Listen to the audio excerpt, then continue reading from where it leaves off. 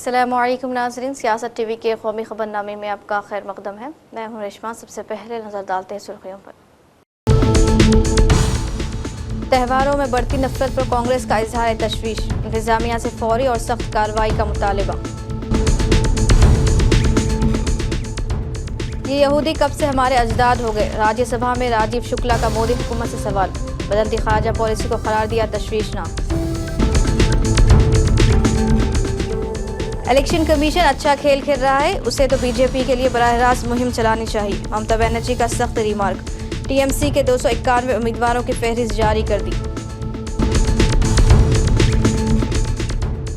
नूरा फतेही के फहश गीत की पार्लियामेंट में भी गूंज। हुकूमत ने कहा, फहश निगारी के जरिए हिंदुस्तानी तहजीब को तबाह करने की इजाज़त नहीं दी जा सकती। गीत पर लगाई पाबंदी। और इंदौर में ईवी चार्जिंग पॉइंट में धमाके से पूरा घर जल कर राख, 7 लोगों की मौत। दिल्ली में भी रिहायशी इमारत में आग का हादसा, एक ही खानदान के 9 अफराद हलाक। तो ये थी सुर्खियां, पेश है खबरों की तफसील। कांग्रेस के सीनियर रहनुमा पवन खेड़ा ने सोशल मीडिया प्लेटफॉर्म एक्स पर जारी अपने एक वीडियो पैगाम में मुल्क में त्योहारों के दौरान बढ़ते फ़िरका वाराना तनाव और नफरत के माहौल पर गहरी तशवीश का इजहार किया है। इन्होंने कहा कि गुज़िश्ता कुछ बरसों में त्योहारों की असल रूह को कमज़ोर करने की कोशिशें की जा रही हैं, जो हिंदुस्तान के समाजी ताने बाने के लिए ख़तरनाक इशारा है। पवन खेड़ा ने कहा कि हिंदुस्तान में होली, ईद, क्रिसमस, हनुमान जयंती और रामनवमी जैसे त्यौहार हमेशा खुशी, भाईचारे और बाहमी एहतराम की अलामत रही है, मगर अब एक ऐसा माहौल पैदा किया जा रहा है जिसमें इन मौक़े पर तनाव और तसादुम को बढ़ावा दिया जा रहा है। इन्होंने इल्ज़ाम लगा के हनुमान जयंती के मौके पर मस्जिद के बाहर तेज़ आवाज़ में मौसीक़ी बजाकर माहौल को ख़राब किया जाता है, जबकि क्रिसमस के दौरान गिरजाघरों में हंगामा आराई की खबरें सामने आती हैं। इन्होंने बीजेपी और आरएसएस को निशाना बनाते हुए कहा कि नफरत अंगेज़ बयान और सरगर्मियों को फ़रोग़ दिया जा रहा है। उनके मुताबिक ऐसा महसूस होता है जैसे एक तरह का दाखिला इम्तिहान चल रहा हो, जिसमें जो शख्स जितनी ज़्यादा नफरत अंगेज़ी करे वो इतना ही आगे बढ़ता है। मगरबी बंगाल असेंबली इंतखाब के लिए तृणमूल कांग्रेस ने 291 सीटों पर उम्मीदवारों का नाम ऐलान कर दिया है। वज़ीर आला ममता बनर्जी ने कहा कि 3 सीटों पर अनिल थापा की क़यादत वाली भारतीय गोरखा प्रजातांत्रिक की मोर्चा दार्जिलिंग में इंतखाब लड़ेगी। वज़ीर आला ममता बनर्जी इस बार भवानीपुर से इंतखाब लड़ेगी, जहाँ उनका बराह रास्त मुकाबला बीजेपी के सुवेंद्र अधिकारी से होगा। इन्होंने टीएमसी की फहरिस्त जारी करते हुए कहा कि इलेक्शन कमीशन ने बीजेपी की जानिब से अच्छा खेल खेल रहा है, उन्हें बराह रास्त बीजेपी के लिए मुहिम चलानी चाहिए। साथ ही इन्होंने दावा किया कि टीएमसी बंगाल में होने वाले असेंबली इंतखाब में 226 से ज़ायद सीटों पर जीत हासिल करेगी। राज्यसभा में कुछ अरकान विदा हो रहे हैं और कुछ नए अरकान ऐवान में आएंगे। इस मौके पर विदा होने वाले अरकान को खिराज पेश किया गया। इस मौके पर ऐवान से बात करते हुए वज़ीर आज़म नरेंद्र मोदी ने जाने वाले अरकान को खिराज पेश किया, उनकी सताइश की और उम्मीद ज़ाहिर की कि वो ऐवान से बाहर भी अपने तजुर्बे और महारत से मुल्क व कौम की भलाई के काम सर अंजाम देंगे। कुछ फिर से आने के लिए विदाई ले रहे हैं और कुछ विदाई के बाद यहाँ का अनुभव लेकर के समाज जीवन में कुछ न कुछ विशेष योगदान के लिए जा रहे हैं। जो जा रहे हैं लेकिन आने वाले नहीं हैं, उनको भी मैं कहना चाहूंगा कि राजनीति में कोई फुल स्टॉप नहीं होता है। भविष्य आपका भी इंतजार कर रहा है और आपका अनुभव, आपका योगदान राष्ट्र जीवन में हमेशा हमेशा बना रहेगा। आदरणीय सभापति जी, इस सदन में जो भी सदस्य माननीय हमारे विदाई ले रहे हैं, कुछ सदस्य ऐसे हैं जिनको शायद उस समय जाने का समय कार्यकाल आएगा जब सदन नहीं चलता होगा। कुछ है जिनको ऑलरेडी सदन के दरमियान ही विदाई मिल रही है। लेकिन ये जाने वाले सभी माननीय सांसदों का बहुत ही उत्तम योगदान है, इसलिए लेकिन मैं जरूर कहूंगा आदरणीय देवगौड़ा जी, आदरणीय खड़गे जी, आदरणीय शरद पवार जी, ये ऐसे वरिष्ठ लोग हैं जिनके जीवन का आधे से अधिक उम्र संसदीय कार्य प्रणाली में गई है और इतने लंबे अनुभव के बाद भी सभी नए सांसदों ने सीखना चाहिए वैसे समर्पित भाव से सदन में आना, जो भी हमसे उनसे बन सकता है उतना योगदान करना, इन्हें समाज में से जो जिम्मेवारी मिली है उसके प्रति पूरी तरह समर्पित रहना, ये इन सब वरिष्ठ लोगों से हम जैसे सबको सीखने जैसा है और मैं उनके योगदान की। नए अरकान की राज्यसभा आमद और कुछ अरकान की विदाई के मौके पर सदर कांग्रेस मल्लिकार्जुन खड़गे ने राज्यसभा में अपने तासुरात का इजहार करते हुए उन्हें खिराज पेश किया और उम्मीद जाहिर की कि तमाम अरकान मुल्क व कौम के विकास के लिए काम करते रहेंगे। इस मौके पर इन्होंने अपने कदीम साथी देवेगौड़ा के बीजेपी के साथ पर रिमार्क भी किए, जिसके बाद मोदी समेत पूरा ऐवान जाफरानजार बन गया। खड़गे का कहना था कि ये दिलचस्प बात है कि देवेगौड़ा ने मोहब्बत हमसे की और शादी मोदी से की। मंत्री और कई पदों पर रहे। मैं देवेगौड़ा को बहुत दिन से 54 साल से जानता हूँ, उनके साथ ही मैं काम किया, लेकिन क्या हुआ मुझे मालूम नहीं। वो तो प्रेम हमारे साथ किए, मोहब्बत हमारे साथ, शादी मोदी साहब के साथ की। ये रिसेंटली हुआ, तो आप ऐसा माने मुझे मालूम नहीं है। सर शरद पवार जी एक राष्ट्रीय नेता है, उनके साथ भी हमारा दशकों का जुड़ाव रहा है। मुझे खुशी है कि वे दोबारा इस सदन का मार्गदर्शन करेंगे। संसदीय मामलों के गहन जानकार हमारे डीएमके के साथी तिरुचिवा जी अगले 6 साल सदन की कार्रवाई में फिर भाग लेंगे और उन्होंने बहुत कुछ अपनी बातों को रखा। रामदास अथवाले साहब, जिनका जिक्र हमारे प्रधानमंत्री जी ने किया, वो अपने कविता के रूप में ही हमेशा मोदी जी का गुणगान गाते हैं। हमेशा, आपको छोड़ के दूसरा कविता ही उनको नहीं आती। जो कविता उन्होंने लिखती है वो सिर्फ आपके बारे में लिखती है। लेकिन मैं समझता हूँ ये 6 साल अब तो पूरा मिला है उनको, आगे तो जरा कम करेंगे ऐसा मैं सोचता हूँ। सर दिग्विजय सिंह जी को पूरा देश जानता है। एक दशक तक मध्य प्रदेश में मुख्यमंत्री के रूप में उनका बहुत अच्छा योगदान रहा। राज्यसभा सांसद और शिक्षा संबंधी संसदीय स्थायी समिति के अध्यक्ष के रूप में उन्होंने उल्लेखनीय काम किया और वो रिपोर्ट भी आज उन्होंने आपके सामने पेश किया। सर केटीएस तुलसी और अभिषेक मनु सिंघवी ने संसदीय वाद विवाद को गरिमा दी। नागरिक स्वतंत्रता, न्यायिक स्वतंत्रता। राज्यसभा में मोदी हुकूमत की खारजा पॉलिसी को कड़ी तनकीद का निशाना बनाते हुए कांग्रेस के रहनुमा राजीव शुक्ला ने पूछा कि ये यहूदी कब से हमारे अजदाद हो गए। इन्होंने मोदी हुकूमत के रवैये को अफसोसनाक करार देते हुए कहा कि हमारी बदलती खारजा पॉलिसी हमें खित्ते में तनहा कर रही है। यहूदी हमारे कब से पूर्वज हो गए और बाप हो गए, इसका अर्थ क्या? ये भाजपा को स्पष्ट करना चाहिए कि कब से यहूदियों को उन्होंने पूर्वज मान लिया। हम पूर्वज थे, भारत के लोग पूर्वज थे, हमारे राम कृष्ण, हमारे ऋषि मुनि, वो हम थे जिनका गौरव हमें है। बाकी सब कौन थे पूर्वज हमारे? तो ये एक बहुत बड़ी बात है कि हमारी विदेश नीति में हमने जो कुछ भी किया वो इस तरह का किया कि समझ में नहीं आ रहा कि इसका अर्थ क्या है। और यहाँ पे आपने देखा होगा कि क्या कि हम दुश्मनी कभी किसी से लेते नहीं थे। हम दूसरों की लड़ाई में अपना सर क्यों डाल रहे हैं? हम तो उसी नीति पे रहे, नॉन अलाइंड नीति, निर्गुण नीति। ये क्या जरूरत पड़ गई कि हमें जाके अपने आप को समर्पित करना पड़ा? हम उस ब्लॉक में शामिल हो रहे हैं और एक एक जहाज को निकलवाने के लिए फोन करना पड़ रहा। ऐसी स्थिति तो भारत सरकार की कभी नहीं हुई थी। तो क्यों ये कर रहे हैं? ये हमारा आपसे अनुरोध है कि इसको जो है हम जो इस चीज पे जो है गवर्नमेंट को अपनी बदलना चाहिए।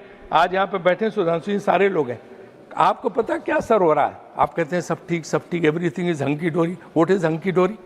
बनारस काशी विश्वनाथ का मंदिर, और वहाँ सबसे बड़ी महत्ता बाबा विश्वनाथ के बाद है माँ अन्नपूर्णा देवी की, क्योंकि अन्नपूर्णा देवी का जो पूजन होता है कि उनका भंडार कभी खाली नहीं होता, उनका भोजन का भंडार कभी अन्नपूर्णा देवी खाली नहीं होता काशी में।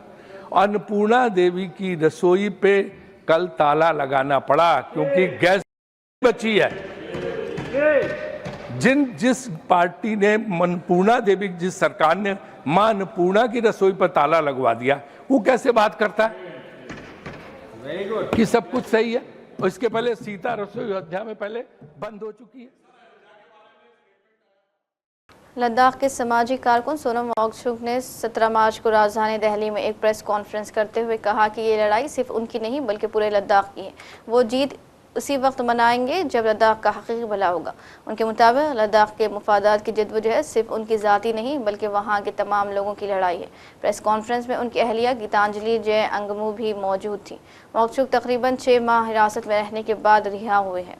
प्रकार की प्रताड़ना झेलनी पड़ रही हुई हम लोगों को, क्या कुछ कारण से अब किस कंक्लूजन पे पहुंचे हैं आप? सुप्रीम कोर्ट में नहीं, वो तो मैंने बहुत शेयर किया है, इजी नहीं था, सब अपहिल टास्क था, लेकिन all is well that ends well. और पीछे ज़्यादा नहीं देखते हुए हमें आगे की तरफ देखना चाहिए, और जो एक्सपीरियंस है, जो सीख है, उसको नेशन बिल्डिंग के लिए और लद्दाख के लिए यूज़ करना चाहिए। जो कैंपेन आपने चला, जिस मुहिम को आपने आगे बढ़ाया, उम्मीद है कि वो पूरा हो पाएगा? डेफिनेटली। जो फाइनल गोल है और जो राइट है, माइलस्टोन्स होंगे, लेकिन अल्टीमेटली डेफिनेटली वो रीच होगा। Thank you. साझा कर सकते हैं किस प्रकार का अनुभव रहा, जिस प्रकार की कार्रवाइयाँ की गई, जिस प्रकार का मुहिम रहा, कितना इम्पैक्ट जो है आपके व्यक्तिगत जीवन में और उन लोगों के जीवन में जिनके लिए आप लड़ाई लड़ रहे थे? तो व्यक्तिगत जीवन में तो मैं कहूँगा सकारात्मक ही रहा। मेरा ये एक अनुभव था, एक्सपीरियंस था, जिससे मुझे आत्म विश्लेषण करने का समय मिला, लिखने का, पढ़ने का समय, वो काफ़ी नहीं है। मगर न्याय की दृष्टि से तो बहुत गलतियाँ हुई, बहुत गलत हुआ, और ये गलतियाँ कभी किसी के साथ नहीं होनी चाहिए। मगर जिस तरह से इन्हें वापस लिया गया, मैं उसे समझता हूँ कि उन गलतियों का एहसास है, और जहाँ एहसास है वहाँ मैं फिर उस इशू को दोबारा नहीं देखता हूँ। कोई कटुता, कड़वाहट नहीं होनी चाहिए। हम इस देश को आगे बढ़ाने के लिए दोबारा टेबल पे आके आगे बढ़ना चाहिए। सर, ये तो आपका बड़प्पन है कि आप कटुता नहीं दिखा रहे, लेकिन जिस प्रकार का देशद्रोह जैसा नैरेटिव आपके खिलाफ सेट किया गया, आरोप लगाए गए, तो उससे क्या कुछ वो तो माननीय अदालत में ये सब स्पष्ट हुआ, और उसको देख के उन्हें भी स्पष्ट हुआ, इसलिए उन्होंने वापस लिया। उनके इस करनी से पता चल रहा है कि उन्हें एहसास हुआ। तो हाँ, व्यक्तिगत रूप पे ठेस लगी थी, मगर उन ठेस, मेरा फितरत नहीं है, ये मेरा स्वभाव नहीं है कि कहीं कोई ठेस पहुंचाए उस पे हम। मुहिम कहाँ तक पहुंचा है अब? मुहिम कहाँ तक लेकर अब आगे चलेगी तो बातचीत के जरिए चलेगी। जैसे जंग जारी रहेगी? यदि जंग नहीं, जंग जंग हम और देशों से करेंगे ना, अपने मुहिम जारी रहेगी। बिल्कुल एक सकारात्मक। टीम इंडिया के रुकन और मुमताज़ क्रिकेटर कुलदीप यादव ने शादी रचा ली। इस सिलसिले में इन्होंने अपने आबाई शहर कानपुर में रिसेप्शन का एहतमाम किया था। इस रिसेप्शन में वज़ीर आला योगी आदित्यनाथ, समाजवादी रहनुमा अखिलेश यादव समेत सरकर्दा लोगों ने शिरकत की। सियासी कायदीन के अलावा क्रिकेट और दीगर शोबेजात से ताल्लुक़ रखने वाले मशहूर शख्सियत ने कुलदीप यादव की शादी की इस तकरीब में शरीक होकर नौबियाता जोड़े को मुबारकबाद दी और नेक ख्वाहिशात का इजहार किया। को बहुत बधाई और शुभकामनाएं देता हूँ। उनका परिवार और उनके सभी लोगों से मिलने का मौका मिला, और शादी में कई महत्वपूर्ण लोग शामिल हुए हैं, और अच्छा किया लखनऊ में भी उन्होंने एक कार्यक्रम किया जिससे बहुत सारे, बल्कि वो पूरे देश का एक जबरदस्त खिलाड़ी है जिसने भारतीय क्रिकेट में बहुत बड़ा योगदान दिया है, और बहुत लंबे समय से यूपी क्रिकेट एसोसिएशन से और भारतीय क्रिकेट कंट्रोल बोर्ड से जुड़े हैं, और उनकी खेल की क्षमता को सब मानते हैं। इसलिए हम सब उनको शुभकामनाएं देने आए। आज बहुत बड़ा दिन उनके लिए है, उनका विवाह हो रहा है और इस विवाह का रिसेप्शन है आज, तो इसलिए हम सब उनको शुभकामनाएं देने आए हैं। और मुझे पूरी उम्मीद है कि उनका दाम्पत्य जीवन बहुत सुखमय। मैंने देखा है कि यूपी के लड़के जो है क्रिकेट में हमेशा से बहुत काफी स्ट्रांग रहे हैं और कुलदीप भाई ने नाम भी रोशन इतना किया है हमारा। तो आई थिंक जब भी कोई आर्टिस्ट या कोई एंटरटेनर या कोई क्रिकेटर हमारे शहर से जब कानपुर से या यूपी से निकलता है तो आई थिंक कलेक्टिवली हम लोग को प्राउड फील होता है यार। मतलब हमने भी थोड़ा बहुत करा है कॉमेडी में, बट कुलदीप भाई ने वर्ल्ड लेवल पे जो रिप्रेजेंट किया है कंट्री को, सिटी को, कानपुर को, यूपी को, आई थिंक प्राउड मोमेंट है। और आज बहुत बड़ा दिन है कुलदीप भाई के लिए और वंशिका भाभी के लिए। तो आई थिंक उनको बहुत बहुत मुबारक हो, बहुत बहुत प्यार हमारी तरफ से, पूरे कानपुर की तरफ से, पूरी कंट्री की तरफ से, पूरे वर्ल्ड की तरफ से और पूरे यूनिवर्स की तरफ से, आप सब न्यूज चैनल वाले भाइयों की तरफ से I think best of luck to them, God bless them. गली के क्रिकेट से एकाएक उठ करके वो आज वर्ल्ड कप भी उन्होंने जीता, क्या कुछ कहेंगे? वही तो मैं कह रहा हूँ, गली में जो आगे निकल के ना हम और आप गली में ही रहे बट आई थिंक स्टार्ट तो वही होता है, हर बंदे का स्टार्ट वही है, गली क्रिकेट, एंड देन वहां से कुछ ग्राउंड्स एंड वहां से फिर वो अपना टैलेंट दिखाते हैं। बट आई थिंक कुलदीप भाई जैसा बॉलर इंडिया में है भी नहीं कोई, वो जिस तरह से करते हैं और जिस तरह से फिरकी करते हैं आई थिंक कोई बॉलर है नहीं इंडिया में, क्या आई थिंक वर्ल्ड में भी कोई नहीं है वैसा चाइना मैन बॉलर जो कुलदीप भाई है। लोकसभा में आज हुकूमत ने नूरा फतेही के इंतहाई मुतनाज़िया व फहश गीत पर समाजवादी पार्टी के रुकन के सवाल का जवाब देते हुए कहा है कि हुकूमत मुल्क में किसी भी किस्म की फहश निगारी की इजाज़त नहीं दे सकती और इस तरह की फिल्में बनाने वाले के खिलाफ सख्त कार्रवाई की जाएगी। इन्होंने ऐलान किया कि हुकूमत ने इस गीत पर पाबंदी लगा दी है। याद रहे कि कल ही सुनील दत्त और नूरा फतेही पर फिल्माए गए इस गीत को रिलीज़ किया गया था, जिसके बाद इस गीत के इंतहाई फहश अल्फाज पर मुख्तलिफ गोशों से तनकीद की गई थी। ऐवान में समाजवादी पार्टी के रुकन आनंद भदौरिया ने इस मसले को उठाया था। चुनरिया के बोल हमारे समाज और संस्कृति की बलि चढ़ा रहा है। आज चाहे OTT हो, लाइव कंसर्ट हो, म्यूजिक एल्बम हो, यह मनोरंजन है या अश्लीलता का नंगा नाच, सिर्फ व्यूज के लिए सुरों का गला घोटती अश्लीलता, शब्दों की मर्यादा, कला का सम्मान, संगीत की पवित्रता लगातार खोती जा रही है। तानसेन, अमीर खुसरो, लता मंगेशकर, किशोरदा, मुकेश आदि की विरासत वाला हमारा देश किस नैतिक पतन की ओर जा रहा है? मैं आपके माध्यम से माननीय मंत्री जी से जानना चाहता हूं कि अभिव्यक्ति की आजादी के नाम पर विभिन्न माध्यमों से अभिव्यक्ति की आज़ादी, मैं माननीय मंत्री जी से जानना चाहता हूं कि अभिव्यक्ति की आज़ादी के नाम पर विभिन्न माध्यमों से समाज को परोसी जा रही अश्लीलता पर तत्काल रोक लगाने के लिए सरकार कोई कदम उठाएगी, कोई नया डिजिटल कानून बनाने पर विचार करेगी? माननीय अध्यक्ष जी, जिस गाने के बारे में माननीय सांसद महोदय ने कहा है, ऑलरेडी उस पर बैन लग चुका है, ऑलरेडी उस पर बैन लग चुका है। और मैं स्पष्ट तौर पे ये आपके माध्यम से पूरे सदन को कहना चाहूँगा कि हमें फ्रीडम ऑफ स्पीच में भारत के संविधान निर्माताओं ने जो रीजनेबल रिस्ट्रिक्शंस लगाए, उन रीजनेबल रिस्ट्रिक्शंस के हिसाब से ही चलना चाहिए। Freedom of speech cannot be absolute, it has to be in the context of the society, it has to be in the context of the culture, और उसमें बहुत ही हमें सावधानी से हमारे आने वाले समय में जिस तरह से डिजिटल के माध्यम से जिस तरह से आज तेजी से चीजें फैलती है, उसमें हमें समाज के प्रोटेक्शन के लिए, विशेषकर बच्चों के प्रोटेक्शन के लिए, महिलाओं के प्रोटेक्शन के लिए, समाज के वंचित वर्गों के प्रोटेक्शन के लिए जो भी कड़े एक्शन लेने चाहिए। मध्य प्रदेश के इंदौर से एक दिल लहला देने वाले हादसे की खबर सामने आई है। आज अलयुसुब यहाँ एक घर में भयानक आग लग गई, जिसकी वजह से पूरा घर जलकर राख हो गया। इस दर्दनाक वाक़े में 7 लोगों की जलकर मौत हो गई, जबकि मुतादिद जख्मी बताए जाते हैं। खबरों के मुताबिक यह हादसा इलेक्ट्रिक व्हीकल के चार्जिंग पॉइंट में धमाके की वजह से हुआ। इंदौर के पुलिस कमिश्नर संतोष कुमार सिंह ने बताया कि इब्तिदाई तहकीकात के मुताबिक घर के बाहर एक इलेक्ट्रिक गाड़ी को चार्ज किया जा रहा था और चार्जिंग पॉइंट फट गया। इसके बाद गाड़ी में लगी आग घर तक फैल गई। घर के अंदर 10 से ज़्यादा गैस की टैंक्स भी रखी हुई थी, जिनमें से कुछ धमाके के साथ फट गई। वाक़े में 6 अफराद की मौत हो गई है, जबकि 3 को बचा लिया गया। घर में कुछ आतिशगीर केमिकल भी रखा था। पुलिस कमिश्नर ने बताया कि घर में इलेक्ट्रॉनिक ताले लगे हुए थे। पावर कट के बाद इलेक्ट्रॉनिक ताले खोले नहीं जा सके होंगे। घर के बेडरूम वगैरह में भी ऐसे ही लॉक्स होंगे जो नहीं खोले होंगे। बेडरूम्स में भी उसी तरह के ताले लगाए गए होंगे, जिससे घर के लोग बाहर नहीं निकल सके। रियासती वज़ीर विजया वर्गीय ने कहा कि EV चार्जिंग में धमाका तशवीशनाक है और इस सिमत में जामे तहकीकात की जाएगी। और उसके बाद उस पर आग बढ़ के खंभे पे आग लगी, फिर घर में आग फैली पूरी है और 7 लोगों की इसमें दुखद मृत्यु हुई है, बाकी 3 लोग को रेस्क्यू भी किया गया था और अभी फ़िलहाल पूरी टीम ने देख लिया है घर। अभी चूँकि थोड़ा अभी भी आग काफ़ी ज़्यादा थी तो अभी भी गर्मी का बहुत ज़्यादा है टीम, लेकिन पूरे घर को फिर से एग्जामिन कर रही है। बाकी फिर इसमें बाकी जांच वगैरह होगी कि कारण क्या थे उसको एसेस करने के लिए।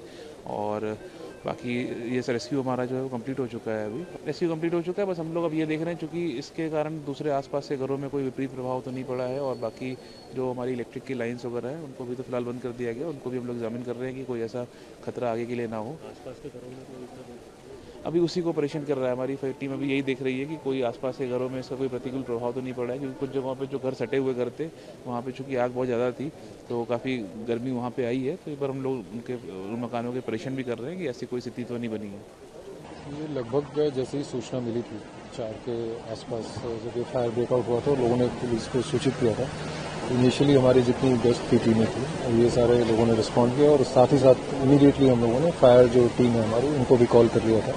ये सभी टीमें यहाँ पहुंची, मुझे लगता है 10 से 15 मिनट के अंदर ही पूरे ऑपरेशन चालू हो गए थे और हम लोग भी मौके पर पहुंच गए थे। इनिशियली जब हम लोग आए थे तो उस समय काफ़ी भयावह स्थिति थी। एंट्री पॉइंट और खासतौर से दूसरा जो फ्लोर था वो काफ़ी हद तक वहाँ आग फैली हुई थी। टीमों ने बड़े ही उससे करके पास का जो घर है उसके थ्रू भी ऊपर हमारी जो 3rd फ्लोर जो इनहैबिटेड फ्लोर था जिसपे लोग रह रहे थे उसको हमने एक्सेस किया, वहाँ से फिर नीचे की तरफ एंट्री बनाई और लगातार उसमें लगे रहे। इनिशियली जो था 3 लोगों को रेस्क्यू कर लिया गया था और अनफॉर्चुनेटली जो यहाँ से 7 लोगों को जो निकाला गया दुर्भाग्यवश उनकी उसमें मृत्यु हुई है। अभी पूरी तरह से उसको नियंत्रित कर लिया गया है। जो टीमों का हमारी फायर, हमारे SDRF और हमारी जो पुलिस टीमें थी उसको इन्होंने पूरी तरह से नियंत्रित कर लिया है और प्रिकॉशन के तौर पे हम जो आसपास के घर हैं उनको भी एक बार एग्जामिन कर रहे हैं कि कहीं ऐसा तो नहीं, क्योंकि हीट बहुत ज़्यादा जनरेट हुई थी उस समय और इनिशियल एस्टिमेशन में ऐसा लगता है कि EV चार्जिंग पॉइंट जो गाड़ी का था वहाँ के एक्सप्लोजन से ये शुरू हुआ है और बाकी चीज़ें अभी और एग्जामिन हमारी टीम इसमें कर रही है। दुखद घटना है, अलार्मिंग भी है, क्योंकि EV का युग है अभी और EV के चार्जिंग में आग लगी, मतलब ये हम सबके लिए सोचने वाली बात है कि क्योंकि पूरा समाज EV की तरफ जा रहा है, पूरी दुनिया EV की तरफ जा रही है। मगरबी दिल्ली के पालम इलाके में आज ज़बरदस्त आग लग गई। ये वारदात सादनगर इलाके के रामफल चौक के करीब एक 5 मंजिला इमारत में हुई। इस वाक़े में 3 बच्चों समेत 9 लोगों की दर्दनाक मौत हो गई। आग इतनी भयानक थी कि उसे बुझाने के लिए 30 फायर इंजनों को जाए वक़्फ़ों पर बुलाना पड़ा। हादसे में कई लोग ज़ख्मी भी हुए हैं जिन्हें अस्पताल में भर्ती कराया गया। रेस्क्यू टीमों ने इमारत से मजमूई तौर पर 10 लोगों को बचा लिया है, ताहम मरने वालों की तादाद में इजाफे का खदशा है। आग लगते ही 2 लोगों ने इमारत से छलांग लगा दी थी, इस वजह से वो भी ज़ख्मी हो गए। उन्हें इलाज के लिए अस्पताल में दाखिल कराया गया। आग बुझाने की कोशिशों के साथ साथ इमदादी कार्रवाइयाँ जारी हैं, ताहम आग लगने की असल वजह ताहाल मालूम नहीं हो सकी। और आखिर में सुर्खियों पर एक और नज़र। त्योहारों में बढ़ती नफरत पर कांग्रेस का इजहार तशवीश, इंतजामिया से फौरी और सख्त कार्रवाई का मुतालिबा। ये यहूदी कब से हमारे अजदाद हो गए, राज्यसभा में राजीव शुक्ला का मोदी हुकूमत से सवाल। बदलती खारजा पॉलिसी को करार दिया तशवीशनाक। इलेक्शन कमीशन अच्छा खेल खेल रहा है, उसे तो बीजेपी के लिए बराह रास्त मुहिम चलानी चाहिए। ममता बनर्जी का सख्त रिमार्क। टीएमसी के 291 उम्मीदवारों की फहरिस्त जारी कर दी। नूरा फतेही के फहश गीत की पार्लियामेंट में भी गूंज। हुकूमत ने कहा फहश निगारी के जरिए हिंदुस्तानी तहजीब को तबाह करने की इजाज़त नहीं दी जा सकती, गीत पर लगाई पाबंदी। और इंदौर में EV चार्जिंग पॉइंट में धमाके से पूरा घर जलकर राख, 7 लोगों की मौत। दिल्ली में भी रिहायशी इमारत में आग का हादसा, एक ही खानदान के 9 अफराद हलाक। इसी के साथ कौमी खबरनामा इख्तिताम को पहुंचता है। मुझे दीजिए इजाज़त। अल्लाह हाफिज़।